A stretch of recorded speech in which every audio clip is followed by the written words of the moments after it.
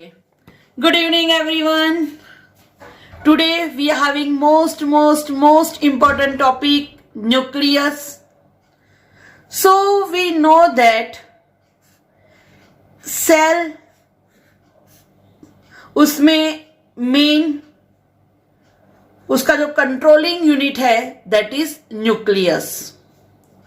So nucleus was first described by Robert Brown in 1831. And the part of nucleus that is chromatin, which is stained by basic dye, which was discovered by Fleming. तो दो scientist याद रखना, Robert Brown and Fleming. Chromatin word किसने दिया? Fleming. अब nucleus की बात करें तो that nucleus is double membrane bound, right. Nucleus में होता है double membrane bound structure and this is present in protoplasm. We know that, right.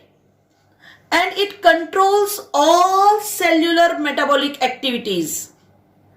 Cell की जो एक्टिविटीज है उसका कंट्रोल कौन करता है? न्यूक्लियस करता है, राइट.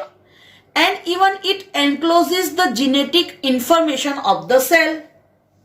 मतलब कि सेल की जो जेनेटिक इंफॉर्मेशन होती है, जो क्रोमोसोम में होती है, वो जेनेटिक इंफॉर्मेशन उसको स्टोर करता है कौन? Nucleus, right. तो न्यूक्लियस जेनेटिक इंफॉर्मेशन जो सेल के उसको स्टोर करता है, राइट. और मेन वो सेलुलर एक्टिविटी जो भी मेटाबॉलिज्म है उसका कंट्रोल करता है. अब ये थोड़ा एक्स्ट्रा चीज है कि भाई जो न्यूक्लियस है जो उसका इंपॉर्टेंट है वो हेरिडिटी में कैसे इंपॉर्टेंट है, ग्रोथ के लिए वो कैसे इंपॉर्टेंट है, या फिर मेटाबॉलिज्म में न्यूक्लियस का क्या इंपॉर्टेंट है, ये एक्सपेरिमेंट किया था जो साइंटिस्ट, उनका नाम है हेमरलिंग. इसकी डिटेल में बाद में आपको दूंगी. हेमरलिंग एक्सपेरिमेंट बोलते हैं उसको. अच्छा, सबसे इंपॉर्टेंट बात कि न्यूक्लियस का इंपॉर्टेंट के लिए हेमरलिंग ने जो एक्सपेरिमेंट किया था वो किया था algae, and that algae was acetabularia. Acetabularia की ये कैरेक्टरिस्टिक्स नीट में पूछी हुई है. This is single cell largest algae. अपने सिलेबस में नहीं है but last year match the following में लिखा था single cell largest algae that was acetabularia, right. और वो एक्सपेरिमेंट किया था दैट साइंटिस्ट हेमरलिंग. ओके, चलो अब जब बात करें सेल, तो सेल का जब डिवीजन होता है, सेल के डिवीजन के दो फेसेस है. We will see in chapter number 10. That beginning phase is interphase and M phase. अब जब इंटरफेस का न्यूक्लियस देखने जाए तो that nucleus having mainly nuclear envelope, then nucleoplasm, nucleolus and chromatin. ये एक सिंपल चीज है कि भाई न्यूक्लियस में क्या होता है. तो न्यूक्लियर एनवेलप होता है. देन न्यूक्लियस में जैसे सेल में साइटोप्लाज्म, सेम में न्यूक्लियस, उसमें न्यूक्लियोप्लाज्म होगा. उसमें स्फेरिकल न्यूक्लियोलस होती है, नंबर 1 या मोर हो सकते हैं, और highly condense structure that is chromatin. तो जस्ट रिमेंबर, न्यूक्लियस में 4 चीजें होती है: nuclear envelope, nucleoplasm, nucleolus and chromatin. याद नहीं रहे तो कोई प्रॉब्लम नहीं है, 1 by 1 हम उसका स्टडी कर रहे हैं.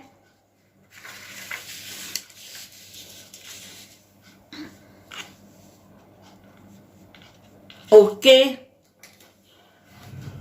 सो ये रही आपकी न्यूक्लियस की diagram.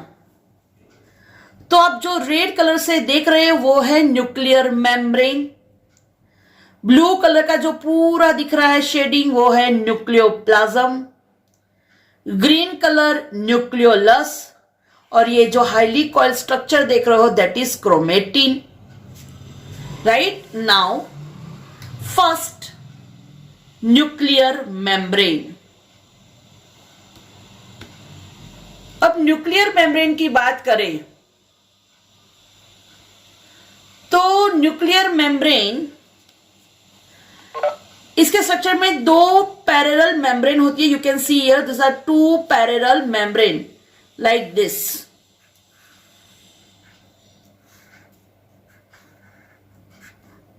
Right, and this two membrane having space that is 10 to 15 nanometer, and this space is known as a perinuclear space.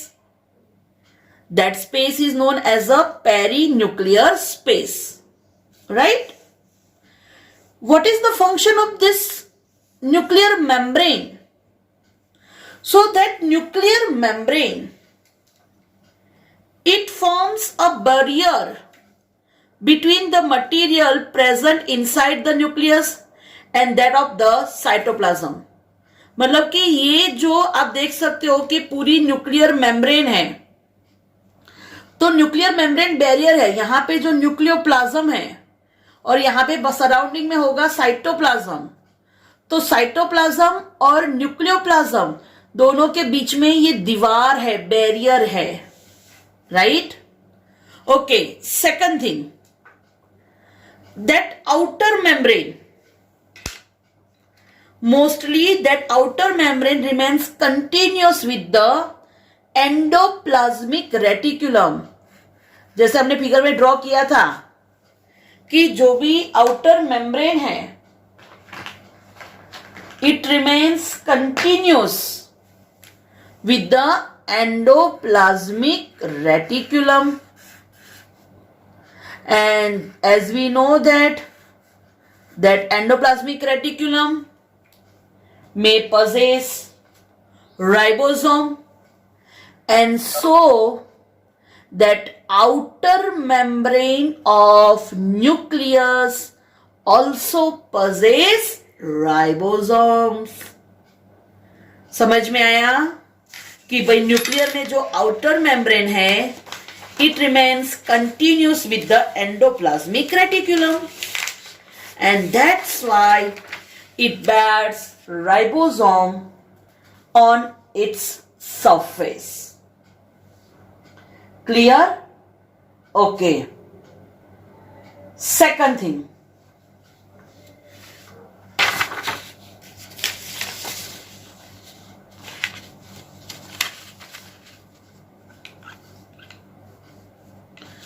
अच्छा, न्यूक्लियोप्लाज्म की बात करें तो जो न्यूक्लियोप्लाज्म मुझे पता है ना, जैसे सेल में साइटोप्लाज्म वैसे ही न्यूक्लियस, ये जो रहा पूरा न्यूक्लियस है, उसमें जो भी फ्लूइड होगा दैट इज न्यूक्लियोप्लाज्म. ये एक्स्ट्रा है, वो ट्रांसपेरेंट होता है, सेमी फ्लूइड होता है, और उसमें न्यूक्लियोसाइड और एंजाइम्स होते हैं, इवन मिनरल्स भी होते हैं, Mg+2, Ca+2. राइट? और एंजाइम्स कौन से होते हैं? डीएनए पॉलीमरेज, आरएनए पॉलीमरेज, वो सब एंजाइम्स भी होते हैं. जो न्यूक्लियोप्लाज्म है उसमें न्यूक्लियोलस और क्रोमेटिन होते हैं. सही है ना? यही तो प्लेस है. जैसे सेल में साइटोप्लाज्म में ऑर्गेनल्स होती है, वैसे ही न्यूक्लियोप्लाज्म उसमें न्यूक्लियस एंड क्रोमेटिन होते हैं. क्लियर? चलो नाउ नेक्स्ट, न्यूक्लियोलस जो मैंने अभी ड्रॉ किया, ये सबसे इंपॉर्टेंट है. Nucleolus most important thing, it is membraneless structure, जिसके सराउंडिंग में मेम्ब्रेन नहीं है.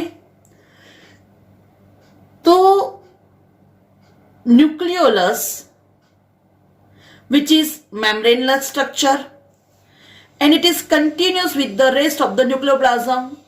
न्यूक्लियर प्लाज्म के साथ ये कनेक्टेड है डायरेक्टली। क्यों? बिकॉज यहां पे कोई मेम्ब्रेन नहीं है जो उसको सेपरेट कर पाए। ठीक है।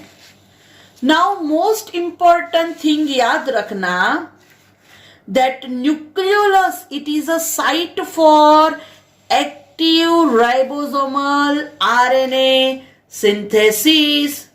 This is most important, that nucleolus is a site for ribosomal RNA synthesis. मतलब कि nucleolus it is involve in synthesis of ribosome. हमने प्रीवियस एक वीडियो में देखा था कि न्यूक्लियस में से राइबोसोम निकलता है, राइट? तो एक्चुअली वो राइबोसोम कौन प्रोड्यूस करता है? That nucleolus. ठीक है, ओके। तो ध्यान रखना, न्यूक्लियोलस इज अ साइट और active site for ribosomal RNA synthesis. Clear? Okay. अब ध्यान रखना कि भाई जो सेल्स ज्यादा प्रोटीन सिंथेसिस करते हैं वहां पे लार्ज एंड मोर न्यूक्लियाई होंगे, ऑब्वियसली, क्योंकि जिसको ज्यादा काम करना है, जहां पे प्रोटीन ज्यादा चाहिए वहां पे न्यूक्लियोलस ज्यादा होंगे। Is it okay? अब देखो, तो हमने ये न्यूक्लियस की डायग्राम अच्छे से देखी है। तो बोल दिया था हमने पहले कि भाई न्यूक्लियस में ये न्यूक्लियोप्लाज्म है, न्यूक्लियर मेम्ब्रेन है, न्यूक्लियोलस है, राइट? अब नॉर्मली न्यूक्लियर मेम्ब्रेन बैरियर तो है, ये हमने देखा, बट जैसे आपने देखा कि भाई जो न्यूक्लियोलस है, तो न्यूक्लियोलस क्या करता है? राइबोसोम फॉर्म करता है। तो हमारे मन में क्वेश्चन अराइज होता है कि भाई ये राइबोसोम फिर बाहर गया कैसे? जैसे मैंने अभी बोला कि भाई जो एंडोप्लाज्मिक रेटिकुलम है उसके साथ राइबोसोम यूनाइटेड होता है। अब राइबोसोम का फॉर्मेशन करता है न्यूक्लियोलस, तो ये राइबोसोम बाहर मूव कैसे हुआ? तो उसके लिए देखो, तो ये जो न्यूक्लियर मेम्ब्रेन है वो एक्चुअली एक कंटिन्यूस लेयर नहीं है, वहां पे कुछ कुछ डिस्टेंस पे इंटरप्शन है, मतलब कि थोड़ा पार्ट टूटा हुआ है, और जहां पे होता है माइन्यूट पोर जिसको न्यूक्लियर पोर बोलते हैं। और फिर यहां पे देखो, आप देख सकते हो कि दो मेम्ब्रेन फ्यूज हो गई। तो ये जो है न्यूक्लियर पोर है, और न्यूक्लियर पोर के थ्रू अंदर जो भी एमआरएनए फॉर्म हुआ या जो राइबोसोम फॉर्म हुआ, it can move towards the cytoplasm. और साइटोप्लाज्म में किसी को अंदर जाना है न्यूक्लियोप्लाज्म में, तो they can move through this pore. ठीक है, समझ में आया? राइट? तो ये चीज ध्यान रखना कि भाई ये जो मेम्ब्रेन है उसमें जो पोर होता है वो हेल्प करता है, राइट? तो दैट न्यूक्लियर मेम्ब्रेन पोर वो पैसेज है जिसकी वजह से आरएनए एंड प्रोटीन मूवमेंट करता है बोथ डायरेक्शन। मैंने बीच बोला from nucleus to cytoplasm and from cytoplasm to nucleus. अब कुछ चीजें एक्सेप्शनल है कि जैसे हमको पता है कि नॉर्मली सेल में 1 न्यूक्लियाई होती है, न्यूक्लियस एक ही होता है मेजोरिटी, बट जैसे कुछ सेल एक्सेप्शन होते हैं, राइट? जैसे मैं बात करूं तो फ्लोएम में जो सीव ट्यूब्स है, राइट, और जो मैच्योर आरबीसी है मैमल्स के, उसमें न्यूक्लियस ही नहीं होता। और मैमल आरबीसी, खास ध्यान रखना, उसमें न्यूक्लियस नहीं होता है एक्सेप्ट कैमल। कैमल में न्यूक्लियस होता है। ओके, फ्रॉग में भी आरबीसी में न्यूक्लियस होता है। अब देखो यहां से चीज क्या समझनी है, पता है आपको, कि आरबीसी में न्यूक्लियस नहीं होता है, राइट?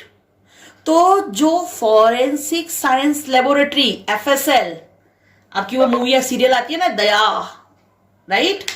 तो फॉरेंसिक साइंस लेबोरेटरी, उसमें जब भी कोई डीएनए टेस्टिंग करवाना होता है, जैसे किसी के खूनी के बाल हाथ में आ गए हैं, उससे क्रिमिनल को पहचानना है, या फिर जैसे कोई हॉस्पिटल में आग लगी और पता नहीं है कि खुद का लड़का था या लड़की, और ऐसी कंडीशन में आइडेंटिफाई करना है कि भाई कौन किसका बेटा है और किसकी बेटी है। या फिर जैसे कोई पेरेंट्स थे जिनका लड़का खो गया है कुंभ के मेले में, और अगर उन्होंने गलती से ऐसी एडवर्टाइज दे दी कि भाई हमारे करोड़ रुपीस ऑफ की जो प्रॉपर्टी है और हमारा ये बच्चा खो गया है, तो जो ढूंढ के लाके देगा उसको मैं 5 करोड़ रुपीस गिफ्ट करूंगा, बस अगर इतनी एडवर्टाइज आ गई तो उसका बच्चा खो गया था एक, बट लाइन लगेगी हजारों की, मैं आपका बेटा, मैं आपका बेटा। क्यों? क्योंकि प्रॉपर्टी के लिए। सही है ना? तो ये सब कंडीशन में हमको पता है कि टेस्टिंग होता है, डीएनए का टेस्टिंग होता है, और डीएनए का जब भी टेस्टिंग होता है डीएनए फिंगरप्रिंट के थ्रू, तो जब भी वो सैंपल लिया जाता है तो वो सैंपल लेते हैं डब्ल्यूबीसी, नॉट आरबीसी, क्योंकि जो रेड ब्लड सेल है उसमें तो न्यूक्लियस ही नहीं है। जब न्यूक्लियस ही नहीं है तो क्रोमोसोम कहां से होगा? समझ में आया? This is very interesting point कि भाई जब भी स्टडी करना होता है क्रोमोसोम का, then we can use only and only WBC, not RBC. Clear? कुछ सेल्स ऐसे होते हैं कि जिसमें डाइकैरियोटिक मतलब कि 2-2 न्यूक्लियस होते हैं। जैसे आपको पता है पैरामीशियम, उसमें मैक्रो एंड माइक्रो 2 न्यूक्लियाई होते हैं। और कुछ सेल्स ऐसे भी होते हैं जो multi nucleate, karyos means nucleus, right, multi nucleus होते हैं। जैसे स्केलेटल मसल, स्केलेटल मसल को ही मैं स्ट्रेटेड मसल बोलती हूं, स्ट्रेटेड मसल, या फिर आप उसी को बोल सकते हो स्केलेटल मसल। तो जो स्केलेटल मसल है उसमें मल्टी न्यूक्लियेटेड कंडीशन होती है। अच्छा, जो मल्टी न्यूक्लियेटेड कंडीशन होती है ना, उसके लिए वर्ड यूज होता है सिनसिटियम, वो आगे आएगा। Okay, and embryo sac. Embryo sac जो फ्लावरिंग प्लांट है, जिम्नोस्पर्म में जब फर्टिलाइजेशन होता है तो उसमें फर्टिलाइजेशन के बाद फीमेल में जो एम्ब्रियो सैक फॉर्म होता है उसमें 8 सेल होते हैं, मतलब कि 8 न्यूक्लियाई होते हैं। कितने न्यूक्लियस होते हैं? 8 न्यूक्लियाई, राइट। किसकी बात की? Embryo sac. क्लियर यहां तक का? चलो अब मेन क्रोमोसोम पे आते हैं। तो हमने देखा है कि भाई जो सेल डिवीजन होता है, सेल डिवीजन के 2 फेज होते हैं। जो पहला होता है इंटरफेज, और जिसमें सारी प्रिपरेशन होती है, और दूसरा एम फेज मतलब कि डिवीजन फेज। पहले प्रिपरेशन होती है और फिर न्यूक्लियस की डिवीजन होती है, क्रोमोसोम की डिवीजन होती है। ठीक है, तो क्रोमोसोम जब बात करें तो एक्चुअली बिगिनिंग में इंटरफेज में जब होता है न्यूक्लियस, तो क्रोमोसोम एक न्यूक्लियोप्रोटीन फाइबर जैसा होता है, राइट, जिसको हमने बोला है क्रोमेटिन। वो क्लियरली ऑब्जर्व नहीं है, वो एक नेटवर्क होता है न्यूक्लियोप्रोटीन का जिसको बोलते हैं क्रोमेटिन। अब जैसे जैसे जैसे सेल डिवीजन आगे बढ़ेगा तो क्या होता है, तो सेल डिवीजन के जो टाइप्स है, प्रोफेज, मेटाफेज, राइट। तो आप आगे स्टडी करोगे चैप्टर नंबर 10 में कि ये जो क्रोमेटिन है वो धीरे धीरे कंडेंस होता है, और जो मेटाफेज होता है, मेटाफेज में हमें ये क्लियरली देखने मिलता है क्रोमोसोम, राइट। बिगिनिंग में वो हाईली कंडेंस फॉर्म मतलब कि हाईली कॉइल्ड फॉर्म होता है, और ये कॉइल्ड फॉर्म धीरे धीरे धीरे धीरे कंडेंस होता है, राइट। ओके, तो क्रोमेटिन फाइबर कंडेंस होते हैं, ये फॉर्म करते हैं क्रोमोसोम।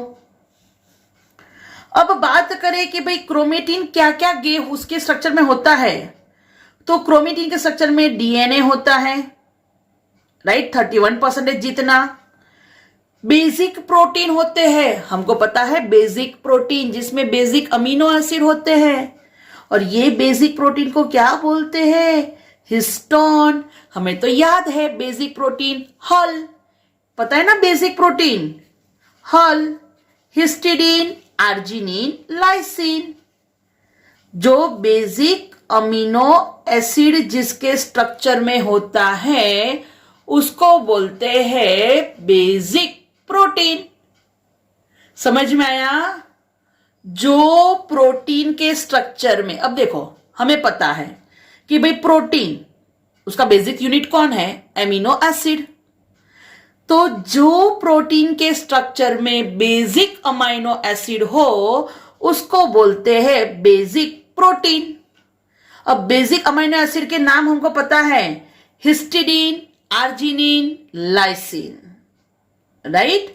अच्छा, क्रोमेटिन के स्ट्रक्चर में नॉन हिस्टोन प्रोटीन भी है। अब नॉन हिस्टोन मतलब जो बेसिक नहीं है, तो कौन से हैं? एसिडिक। और आरएनए भी होता है उसके स्ट्रक्चर में। अब ये चीज ध्यान रखो, ये 12th में आएगा कि जो हिस्टोन प्रोटीन है, हिस्टोन प्रोटीन के टाइप्स दिए हैं। मेनली टाइप है उसके H1, H2A, H2B, H3 and H4। अब जब हम बात करें हिस्टोन प्रोटीन की, तो अगर जिसमें लाइसिन सबसे ज्यादा, lysine lysine lysine lysine lysine amino acid जिसमें बहुत ज्यादा है, वो हिस्टोन प्रोटीन को बोलेंगे H1। थोड़े लाइसिन ज्यादा है, जैसे यहां पे 100 लाइसिन है और यहां पे 60 लाइसिन है, तो उसको बोलेंगे हिस्टोन प्रोटीन। बट कौन से टाइप का? H2A, H2B। और जो प्रोटीन में आर्जिनिन हाईएस्ट होगा वो हिस्टोन प्रोटीन को बोलेंगे H3 एंड H4।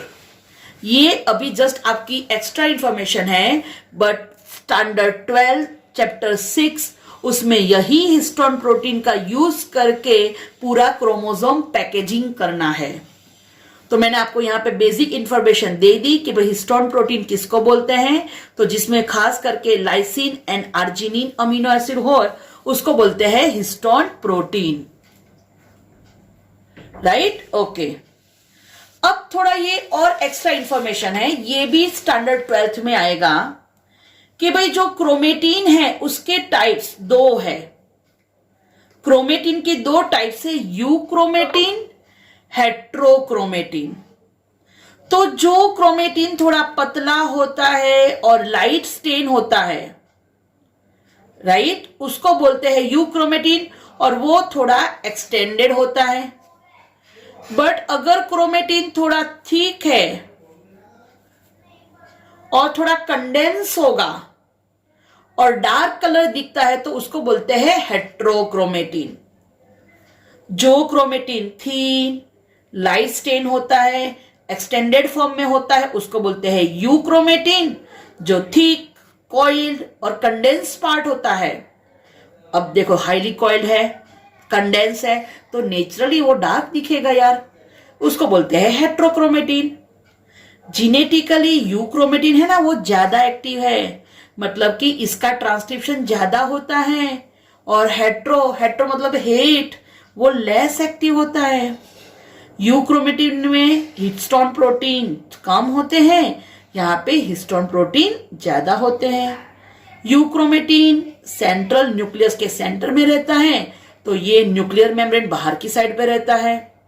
और यू क्रोमेटिन उसमें एडेनाइन एंड साइटोसिन ज्यादा होते हैं, यहाँ पे एडेनाइन एंड थायमिन ज्यादा होते हैं। ये बिल्कुल एक्स्ट्रा इंफॉर्मेशन है, जस्ट फॉर योर इंफॉर्मेशन। इसको याद करने की कोई जरूरत नहीं है, ठीक है। चलो,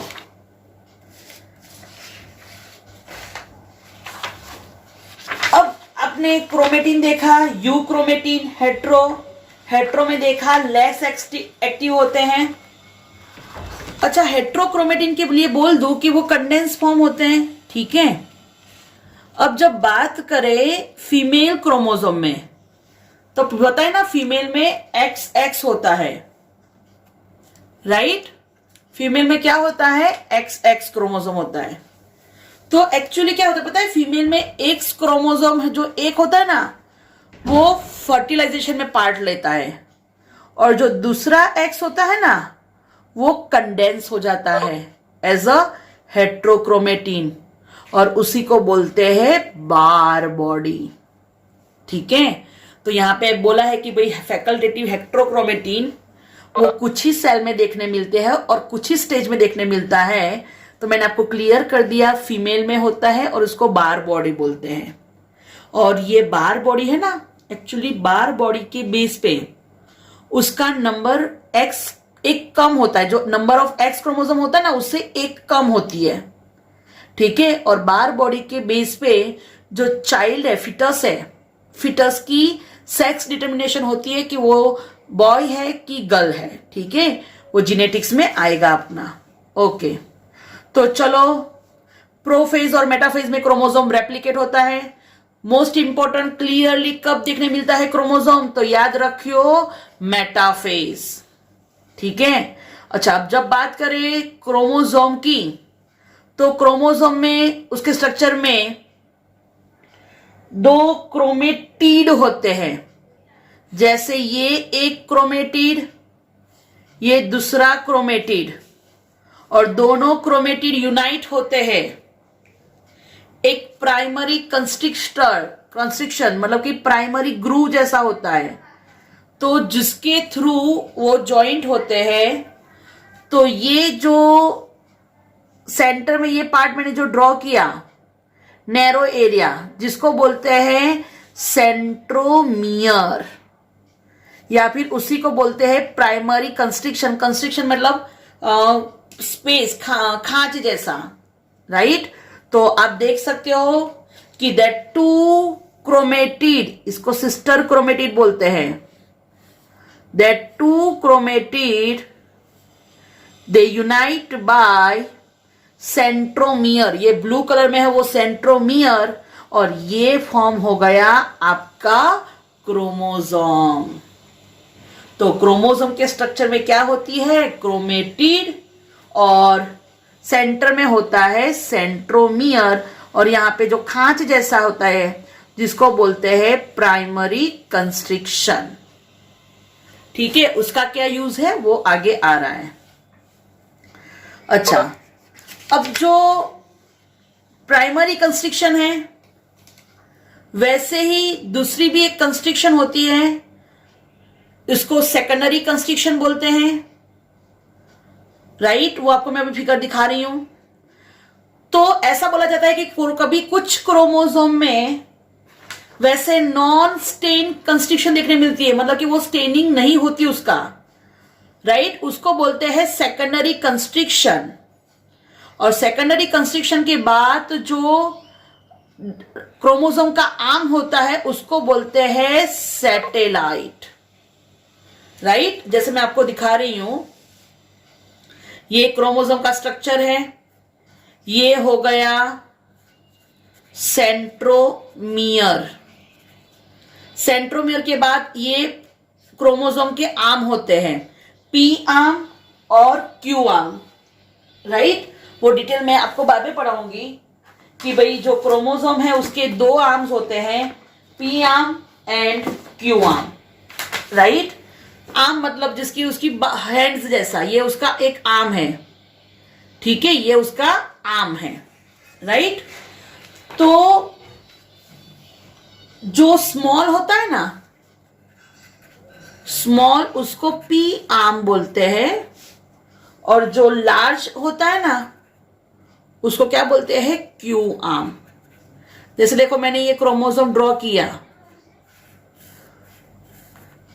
ठीक है, तो देखो ये स्मॉल है तो ये पी आर्म हो जाएगा, और ये लॉन्ग है, लार्ज है, तो उसको बोलेंगे क्यू आर्म।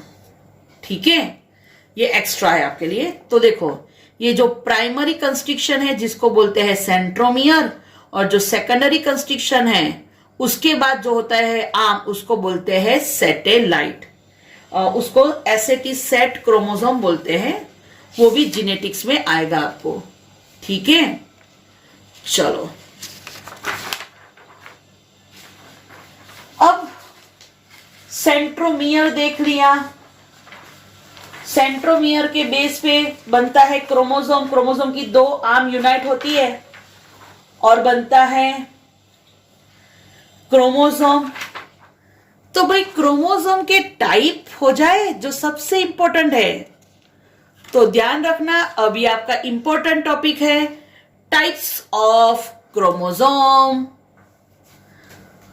तो most important, based on location of centromere.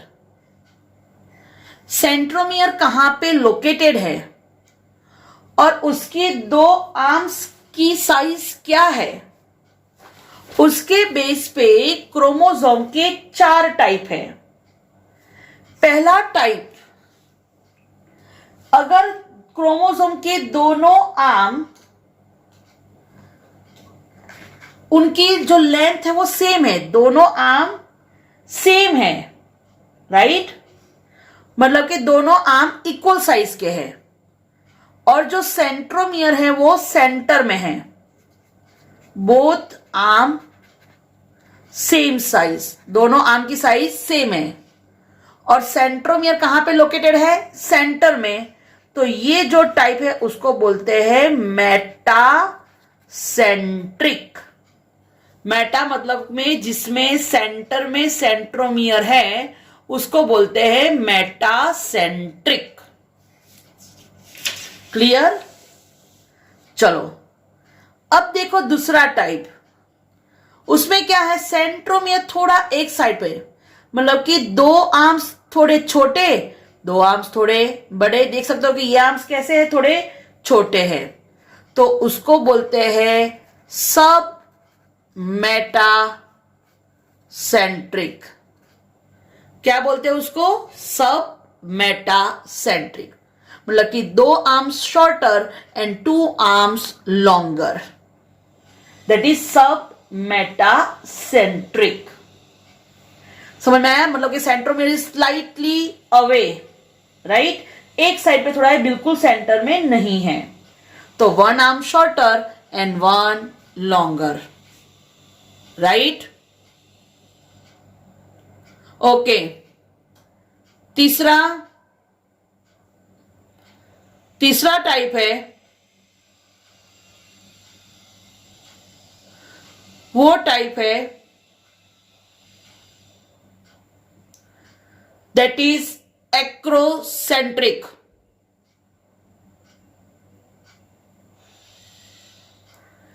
Acrocentric की बात करें तो एक्रोसेंट्रिक में क्या होता है, तो एक्रोसेंट्रिक आप देख सकते हो कि यहां पे 2 आर्म्स एकदम छोटे हैं और बाकी वाला आर्म एकदम लंबा है, तो this is known as a acrocentric. तो acrocentric, centromere is located near 1 end, तो 1 आर्म एकदम short and 1 very long, 1 arm short and 1 arm very long. तो that third type is acrocentric. And human में जो एब्सेंट होता है वो है टेलोसेंट्रिक। टेलोसेंट्रिक ह्यूमन में नहीं होता है, राइट। तो टेलोसेंट्रिक जो ह्यूमन में नहीं होता है उसमें आप देख सकते हो that chromosome has a terminal centromere. Centromere बिल्कुल टर्मिनल पे होते हैं, 2 आर्म्स होते ही नहीं है और बाकी आर्म्स होते हैं। So this is telocentric. Clear? तो ये हो गए क्रोमोसोम के टाइप्स, मेटासेंट्रिक, सब मेटासेंट्रिक, एक्रोसेंट्रिक एंड टीलोसेंट्रिक। ये इंपॉर्टेंट है बच्चों, ध्यान रखना, राइट, क्योंकि ये टाइप्स बहुत सारी जगह पे आएगा, मेटासेंट्रिक, सब मेटासेंट्रिक, एक्रोसेंट्रिक, टीलोसेंट्रिक। ह्यूमन में कौन सा नहीं होता है? तो याद रखना, ह्यूमन में टीलोसेंट्रिक नहीं होता है, राइट? ओके। अब इसके बेस पे ये चीज भी मैं जो बोलने जा रही हूं वो एक्स्ट्रा है कि भाई जो क्रोमोसोम्स हैं, हमें पता है कि ह्यूमन में 23 पेयर्स ऑफ क्रोमोसोम होते हैं, राइट? तो ये जो 23 पेयर्स ऑफ क्रोमोसोम है, तो ये क्रोमोसोम को कैसे डिवाइड किया है? 23 पेयर्स ऑफ जो क्रोमोसोम है उसको डिस्ट्रीब्यूट किया है कैसे और कितने ग्रुप्स में?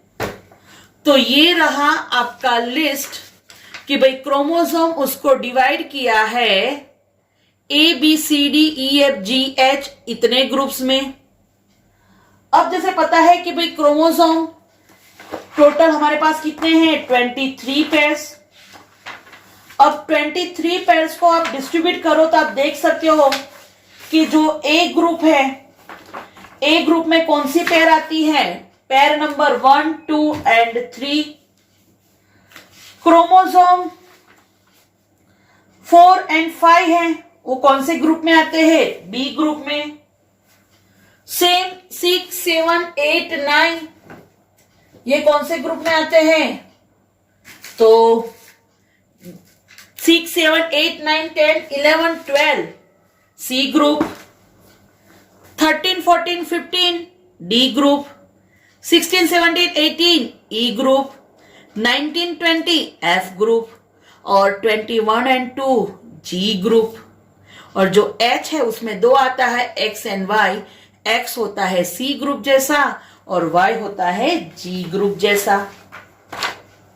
अच्छा, अब यहां से उसके टाइप कैसे होते हैं वो भी मैं आपको समझा दूं। तो भाई जो A ग्रुप है उसके जो सारे क्रोमोसोम होते हैं वो लार्ज साइज के होते हैं, तो फिर बी भी large size, C D medium size होती है। जब बात करें ई तो स्मॉल, एफ वो वेरी स्मॉल, और बात करें जी तो वो स्मॉलेस्ट होता है। जी कैसा होता है? स्मॉलेस्ट। अब इससे भी और एक इंपॉर्टेंट बात बताने जा रही हूं कि ये तो हो गए आपके खाली साइज, बट कौन सा क्रोमोसोम कौन से टाइप का होता है वो कैसे पता चलेगा? तो ऐसे मिसेस अस्मा, मिसेस अस्मा, समझ में आया? ए ग्रुप मेटासेंट्रिक, बी सब मेटा, सी सब मेटा, डी एक्रो, एस सब मेटा, एफ मेटा, जी एक्रो, मिसेस अस्मा। ठीक है? गलती से पूछे तो, वैसे तो नहीं पूछते हैं, बट मैंने आपको ये एक्स्ट्रा समझा दिया। ओके, सबसे इंपॉर्टेंट चीज मैं बोलना भूल गई कि जो पूछते हैं तो जो मेटासेंट्रिक है उसका शेप होता है वी शेप। जो सब मेटासेंट्रिक है वो एल शेप, उसके फोटो में दिखाऊंगी आपको। शेप पूछते हैं। एक्रोसेंट्रिक जे शेप और टीलोसेंट्रिक आई शेप, राइट? तो पूछते हैं कि भाई कौन से शेप का दिखता है?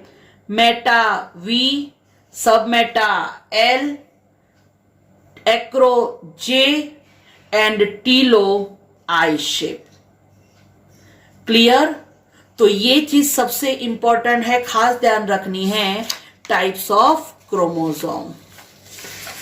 और ये लास्ट टॉपिक बिल्कुल एक्स्ट्रा है जो बुक में बिल्कुल नहीं है। अच्छा, ये है कि भाई क्रोमोसोम में जो सेंट्रोमियर होता है, सेंट्रोमियर दो क्रोमेटिड को जॉइंट करता है।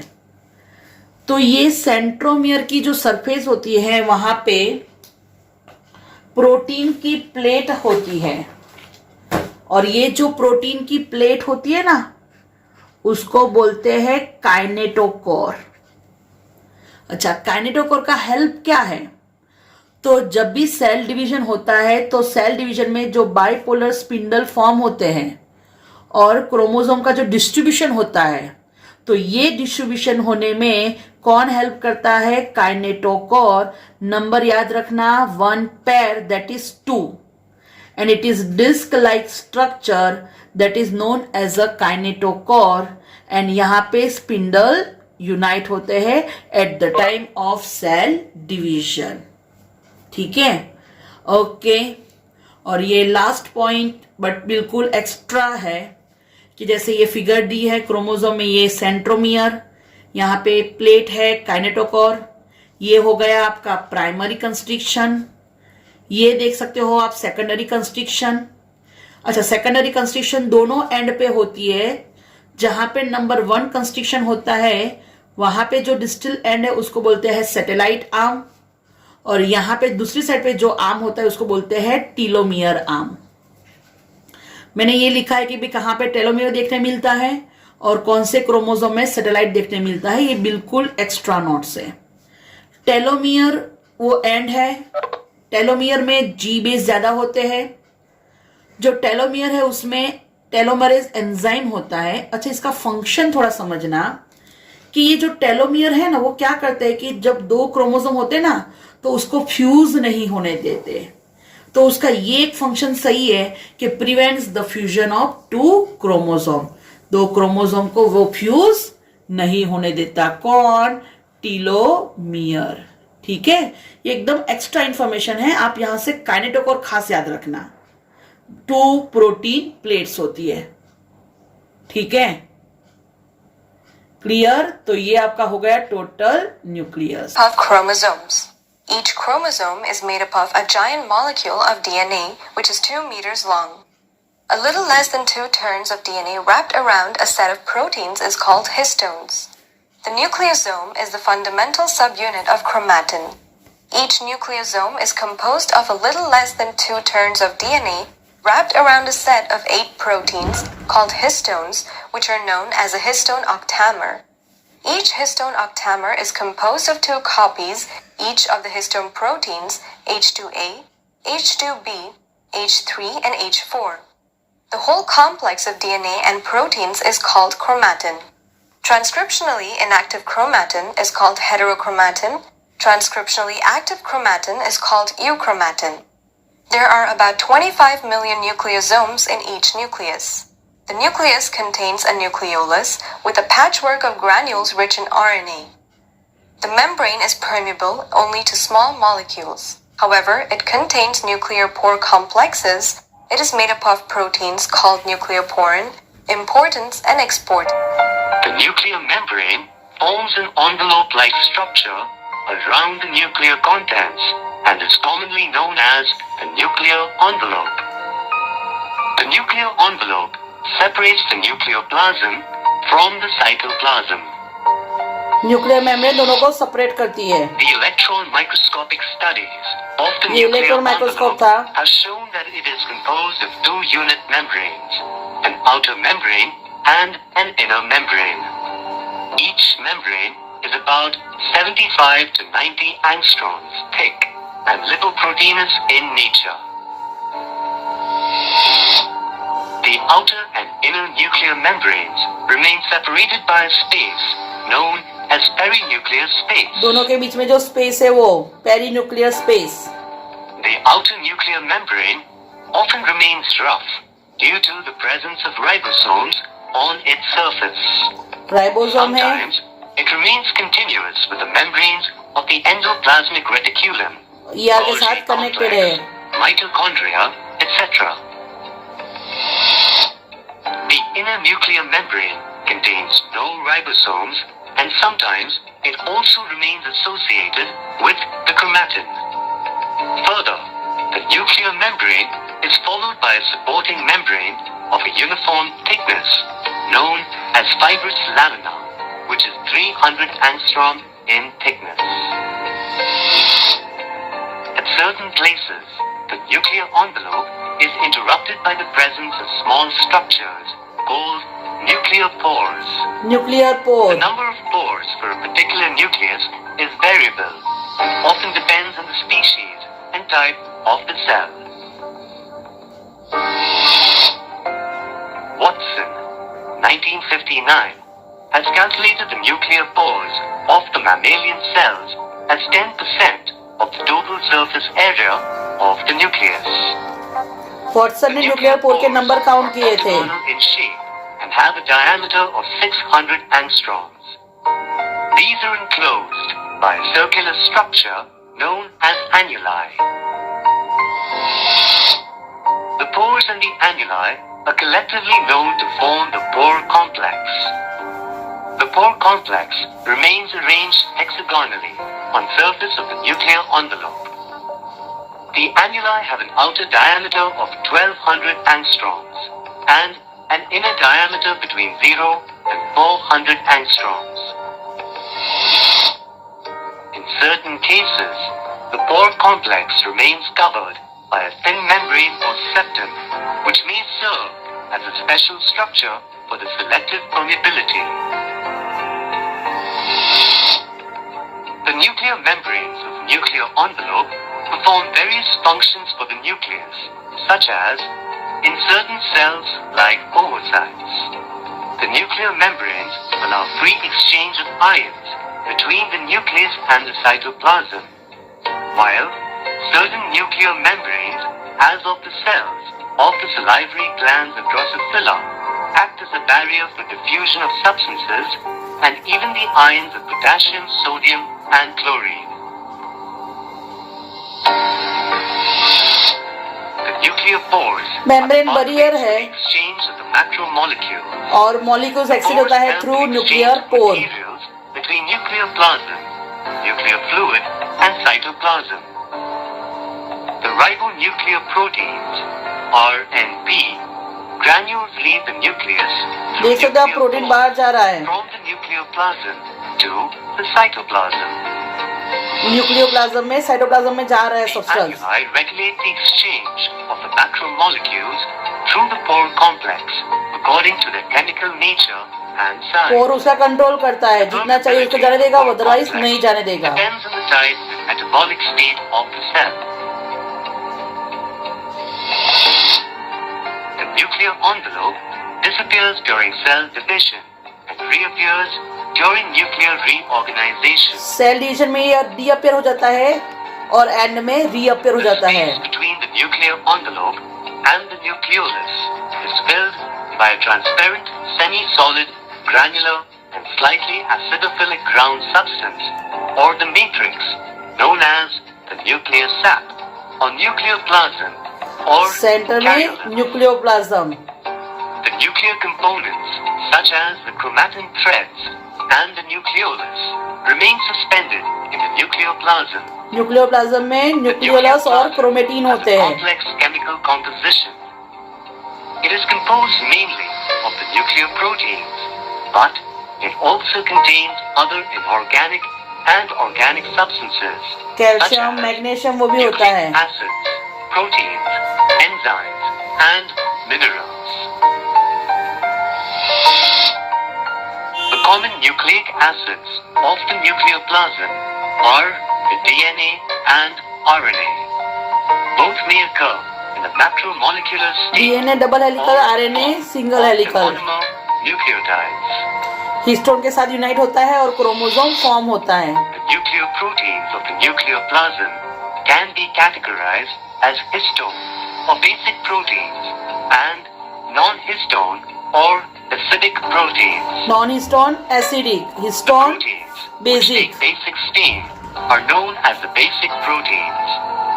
The most important basic proteins of the nucleus are nucleoproteins and the nuclear histones. समझ में आया, हिस्टोन प्रोटीन यूनाइट होता है. The acidic proteins either occur in the nuclear plasm or in the chromatin. The most abundant acidic proteins of the euchromatin are the phosphoproteins. The nucleoplasm contains many enzymes which are necessary for the synthesis of the DNA and RNA. DNA polymerase, RNA Most of the polymerase. nuclear enzymes are composed of non-histone acidic proteins. Is NAD synthetase, nucleoside triphosphatase, adenosine deaminase, nucleoside phosphorylase, guanase, aldolase, enolase, 3-phosphoglyceraldehyde, dehydrogenase, and pyruvate kinase. The nucleoplasm also contains cofactors and coenzymes such as EDP and acetyl-CoA.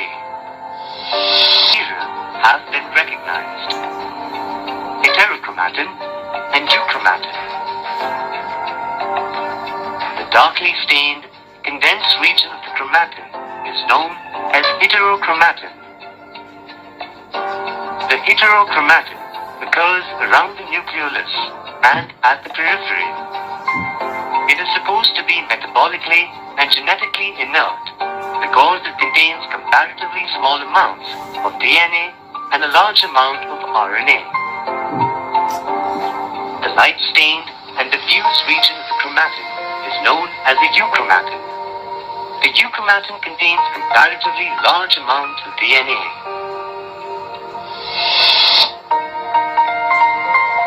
Heterochromatin remains tightly coiled during interphase, while euchromatin remains loosely coiled, forming a network. The former is a condensed region of chromatin, whereas the latter is a diffused region.